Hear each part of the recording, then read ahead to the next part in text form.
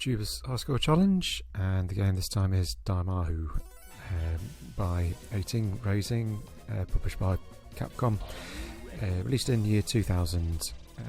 It's a game I've picked for the latest round of the Juber's High Score Challenge. One of my favourite games. There's a lot to talk about, so I'll try and get stuck into it as quickly as possible. 4 characters to pick from initially. There are differences in terms of like shot power, speed and things, so there's no sort of variety of characters to pick from, which I've just like dived into. One of the characters here, Kart, who's got weaker shot power but has sort of more of a homing element. I was going to do my run with Miyamoto, the dragon, who's very fast and powerful, quite direct, but I've been playing it a bit today and I was just like a bit too tense, and he's quite a fast character, so it wasn't quite working. So I've gone with Kart, who's just a bit more of an easygoing character, really, a bit smoother, and you can dodge some of the bullets with a bit more precision. But onto the game itself, or the scoring, should I say. There's all these treasures you get. Well, in fact, there's so much to talk about. You got your normal shot, you got your sort of rapid fire auto shot, and you got your charge shot as well. And when you charge your shot, you can charge up the magic for it. And there's 8 levels of power, and the higher the level when you unleash your charge shot, the bigger bonuses you get from that. So the general idea to get big scores is to build up your charge, take out as many enemies as possible with the charge shots, hoover up all the bonuses, and then repeat, and also of course stay alive for as long as possible as well. What adds to this scoring mechanism, however, is like there's all these different items you get, and depending on which enemy you blow up and which level of charge shot you blow them up with, they drop a certain item. If you collect a set of an item, then it gives you a multiplier for any future items you pick up. So what normally happens is on the first level, I try as a minimum to get all the food items, and doing that will give me a score multiplier of 2. And it's all happened ever so quickly, but just on the end of level screen there as well, there's just the sort of status bar on the bottom right, which shows how many of each set you've got, so you can just have a quick look to see which ones you might have missed, or which ones you need to still pick up. On a very good run, you can get food and shoes pretty quickly. There is probably a way of refining it, to be honest. I just sort of try and methodically sort of like go through, sort of like doing a level 8 shot, do a level 7 shot, do a level 6 shot, and that sort of tends to work. However, I should say that once I've got like food and shoes, to be honest, like after that I just focus on sort of like just trying to get sort of like big charge shots and big scores, and of course surviving to rack up those points. So here we are into the second level, and it's the pace is already sort of picking up pretty quickly. Not too bad at this stage, but it's a very frantic game. Not like a bullet hell one as such, but just very, very intense. There are sort of just like stacks of little bonuses as well, and taking out that enemy there dropped that sort of legend sword bonus, which is great. It gives you a lot of points, but it makes the game more harder as well. Really, you don't want to be picking it up unless you're absolutely confident of possibly beating the game, I would say. I would say it's preferable, really, just sort of, you want to be aiming on getting as far as possible in the meantime, with maybe like a couple of sets completed. So that's the general idea. It's possibly not the most user-friendly game, as it were, for beginners. The charge shot can take a while to charge up, and it's quite counterintuitive as well when you do have all these bullets and enemies flying around and at you. It's just like you think, no, well, I'm going to use a charge shot, but when you do use a charge shot, it is a bit of a screen clearer. Yeah, it is very powerful, and once you know what certain bits are coming in a game, you can start to incorporate it a bit more into your gameplay, and it becomes very smooth, I'd say, in terms of sort of like switching between your shots and your charge shots, and there is always that sort of extra panic as well. Is you just like trying to sort of like wait till the last split second to like fire off your charge shot, or just sort of just charge it up enough just to unleash it to get you out of a tricky spot. So it's yeah. First impressions when playing something else would be like, oh no, like just keep up, hold on all for all the time. But the charge shot is worth getting used to and using. Okay, on to the third level. Things sort of, I mean, so just take us, yeah, that level 2 boss was sort of like quite a tricky one, especially for like level 2. But it's sort of like it's a good milestone really in terms of like letting you know that like the pressure's like ramping up now. On this third level here, it does pay just to sort of have a bit of an awareness in terms of what's coming up in terms of like red or blue, like that blue turret. I just messed it up a little bit there, but if you're the wrong colour when you sort of go in certain sections, and it can be like you can get a bit stuck. There's always a way out of things. I think this is like a very fair game and all. You can pretty much always see the bullet which gets you. You always think, damn it, I could have dodged that. So it's, to me, it rarely feels unfair. It's I'd say it's a very well balanced game in that respect.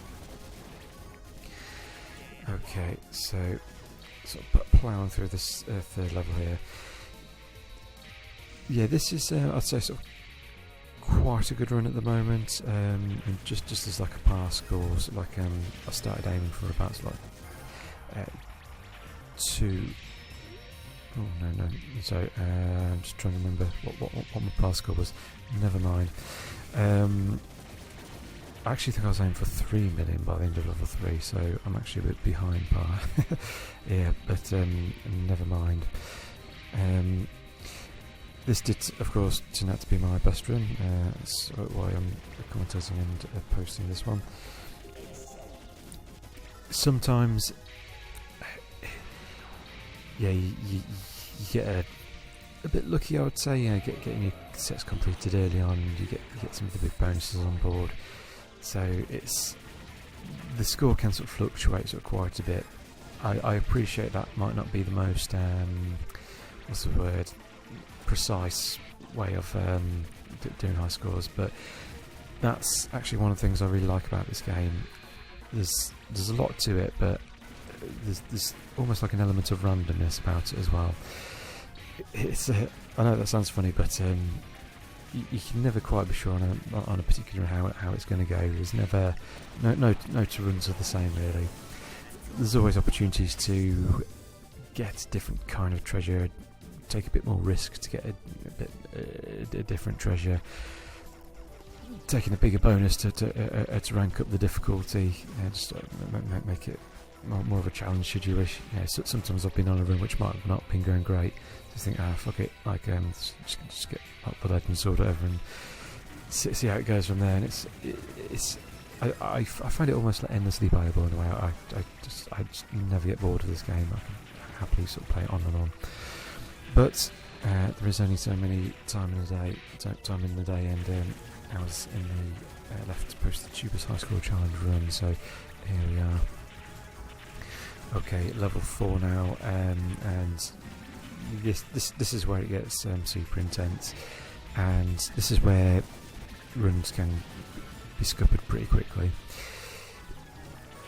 It's not too bad to get your power-ups back and things if you do lose a life, but it's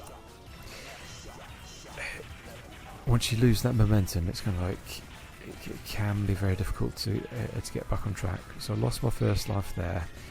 Fortunately, sort of keep things fairly cool, and that seems to be sort of getting back into me rhythm here.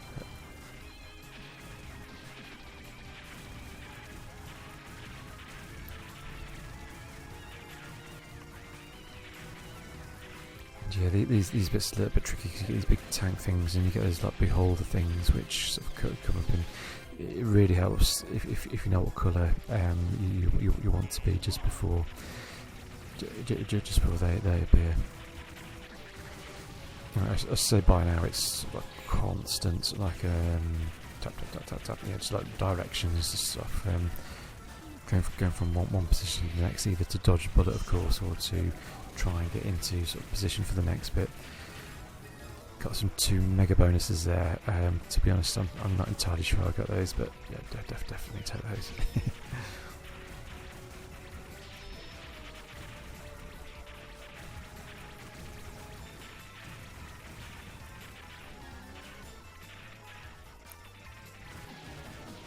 Yeah, and so it's very bright and colourful. Fortunately, I'd say I don't tend to ever lose track of the bullets, even when there's like shitloads of treasure on the screen like this. I can usually pick out the bullets, which of course is a good thing.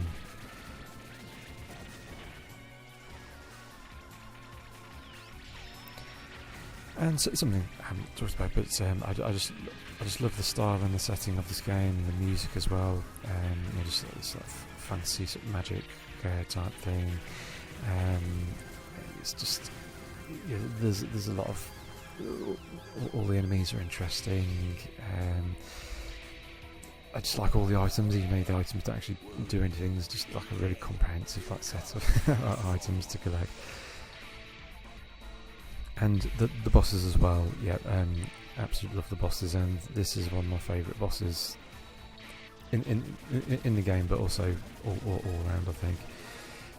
Some of the attacks it does, like sometimes you get in the first attack, it does just sort of double lasers like straight in your face. It's certainly not one to be messed with, this one.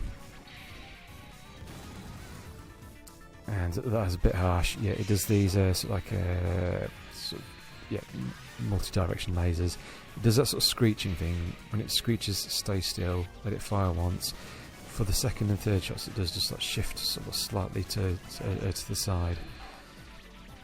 Sometimes it's tricky because you might do a bomb or something and it sort of like comes in on like the second shot or something. So it's like sometimes very difficult to predict. And as you know, they still got caught out as well. But a good boss fight. Yeah, as I said, one of my favourites. Okay, stage 5, which is kind of like the final level, and once again it's super intense, just with the amount of enemies and the bullets flying in from all directions. And by this stage as well, I've completed 6 sets, so I'm getting a lot of points from many pickups. The tricky thing is though, by this time, like because it was more focused on survival, it's sometimes it's a bit tricky to sort of get those bonuses. You just sort of dodge as many things as you can, but getting some is still perfectly possible, of course.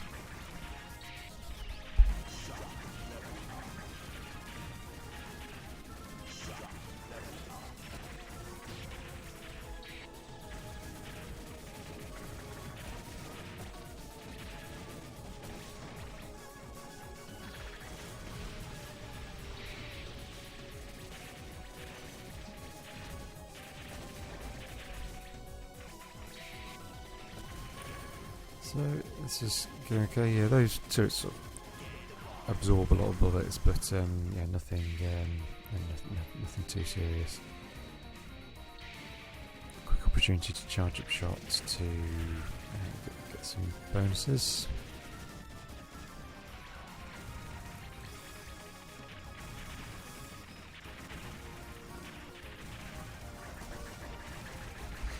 Yeah, these ships.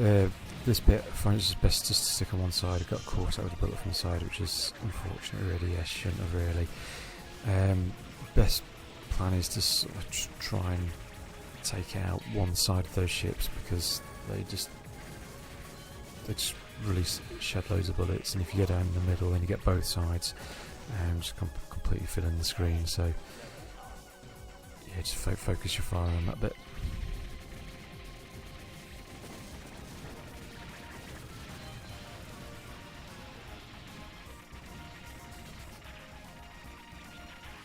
Yeah, and these 3 tanks, which appear to take up so many bullets. usually end up having to use one bomb at least. Good idea to be the right colour for this bit. It's a bit fortunate. I was able to change the time, and with like the homing missiles, or sort of homing charge shot, sort of just help me clear that.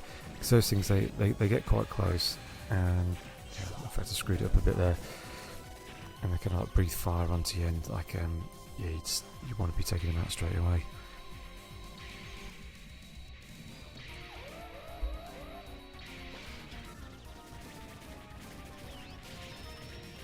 Okay, and these bomber things are back. And tougher than before.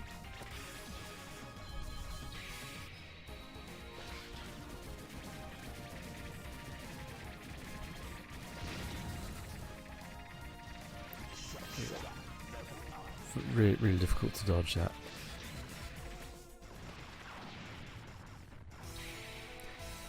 Okay, high speed bomber Infernon has appeared. This is a really tough boss. Possibly the hardest boss in the game, maybe.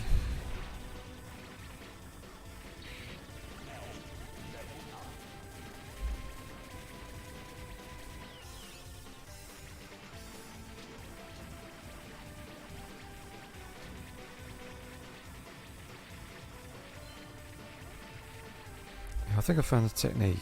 Yeah,